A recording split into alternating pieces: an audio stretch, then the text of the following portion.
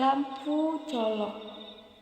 Di sebuah desa kecil di Bengkalis, terdapat tradisi lampu colok yang bukan sekedar cahaya Ramadan, tetapi ia adalah kebanggaan, harapan bagi seorang lelaki yang bernama Pak Salim. Lampu colok adalah harga diri terakhir yang ia miliki. Suatu hari di rumah panggung, tercium aroma minyak solar yang bercampur karat kaleng bekas yang memenuhi halaman rumah yang mulai lapuk. Di bawah panas matahari Ramadan, Pak Salim bekerja tanpa lelah. Tangannya penuh luka, bajunya lusuh, namun matanya tetap menyimpan harapan. Kemudian Bu Siti berkata, "Ya, beras tinggal secupak, cukup buat buka puasa hari ini saja." Namun, Pak Salim berhenti bekerja sejenak. "Sabar dikit ya Bu, kalau menara lampu colok kita menang festival, hadiah 50 juta itu bisa buat hidup kita berubah." Malam pun tiba. Pak Salim bermimpi bahwa atap rumahnya sudah diperbaiki dan hutang-hutangnya sudah lunas, serta putrinya yang bernama Rina bisa kuliah dengan laptop yang baru. Hari demi hari, Pak Salim membangun menara cahaya terbesar yang pernah dibuat di desanya. Siang malam ia memanjat tiang nibung setinggi 10 meter, tanpa pengaman, tanpa istirahat yang cukup. Semua demi satu harapan, masa depan anaknya. Suatu hari datanglah mobil Pajero hitam, dan saat itulah Pak Burhan datang, yaitu ketua pemuda desa yang dikenal dekat dengan pejabat. Lalu Pak Burhan merayu Pak Salim.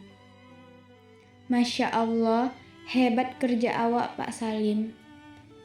"Alhamdulillah Pak, tinggal isi minyak saja." "Nah, soal minyak itu?" Pak Burhan mengatakan dana desa belum turun. Namun, ia meminta Pak Salim mencari uang sendiri terlebih dahulu. Lalu Pak Burhan berkata, "Kalau menang, semua saya ganti 2 kali lipat." Namun, Pak Salim terdiam.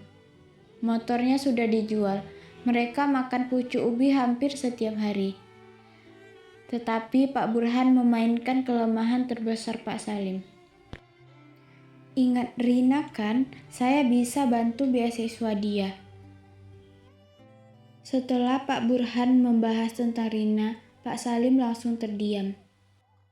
Demi anaknya, malam itu Pak Salim menggadaikan kalung emas peninggalan ibunya, agar anaknya bisa kuliah. Akhirnya malam 7 tiba. Ribuan warga memenuhi lapangan desa. Kemudian koordinator meminta warga untuk menyalakan apinya satu persatu. Dan perlahan, kegelapan malam berubah menjadi lautan cahaya. Menara itu tampak seperti masjid bercahaya yang melayang di udara. Semua orang terpukau. Dan semua warga kompak mengucapkan, "Allahu Akbar, Allahu Akbar." Lalu pengkhianatan pun tiba. Saat semua orang memuji karya itu, tetapi nama Pak Salim tidak disebut sama sekali. Pak Burhan berkata, "Ini hasil ide dan kerja keras saya yang membina pemuda desa." Pak Salim hanya bisa berdiri di luar pagar, dianggap orang biasa dan dianggap tidak penting.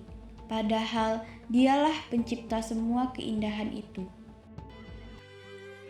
Seminggu setelah Lebaran, desa mereka resmi menjadi juara 1 festival lampu colok. Foto menara karya Pak Salim viral di mana-mana. Dengan penuh harapan, Pak Salim mendatangi rumah Pak Burhan.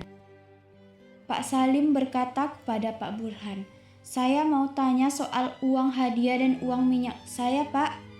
Pak Burhan tertawa kecil. Hahaha. Hadiah itu milik desa, tak bisa dibagi, kata Pak Burhan. Semua janji Pak Burhan hanyalah omong kosong. Bahkan Pak Burhan menganggap Pak Salim hanya buruh biasa. Pak Salim berkata, "Itu uang kalung istri saya, itu masa depan anak saya, Pak." Pak Burhan menjawab, "Usir dia!" Sampai satpam menyeret Pak Salim keluar. Pak Salim diperlakukan seperti penjahat oleh orang yang mencuri karyanya sendiri. Beberapa hari kemudian, Rina mendapatkan beasiswa. Ya, Rina dapat beasiswa. Untuk sesaat, Pak Salim berpikir keajaiban datang. Namun, semuanya berubah ketika surat itu dibaca oleh Rina. Lalu, Rina membaca surat itu. Desain lampu colok didaftarkan atas nama Insinyur Burhanuddin. Pak Salim baru sadar, tanda tangan yang dulu ia berikan ternyata surat pelepasan hak cipta. Karyanya dicuri, namanya dihapus, mimpinya dirampas. Beberapa minggu kemudian Pak Burhan masuk TV. "Saya hanya memperdayakan warga miskin sebagai sedekah." Saat itulah sesuatu dalam diri Pak Salim hancur. Ia tertawa, bukan karena bahagia, tetapi karena terlalu sakit untuk menangis.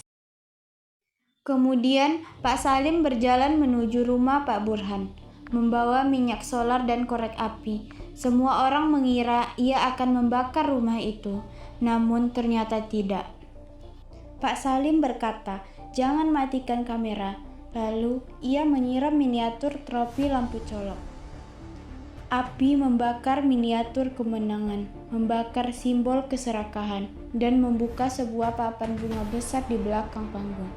Ternyata tulisan papan bunga diperlihatkan. Turut berduka cita atas meninggalnya nurani Pak Burhan. Di tengah kekacauan itu, sebuah pesan masuk ke HP jadul Pak Salim. "Kami tahu Bapak seniman asli lampu colok, dan kami ingin menawarkan kontrak iklan Ramadan senilai 1 miliar rupiah. Dan wajah Pak Salim pun tersenyum. Lalu Pak Salim pulang ke rumah dan ia berkata kepada Rina, "Rina, siapkan koper nak, kita pindah ke Jakarta." Dan akhirnya pada tahun itu di Bengkalis, api lampu colok bukan hanya membakar minyak tanah saja, tetapi ia membakar keserakahan, kebohongan, dan menerangi kebenaran. Bahwa karya orang miskin tetap memiliki cahaya yang tak bisa dicuri siapapun. Dan kebenaran selalu ada pada orang yang jujur.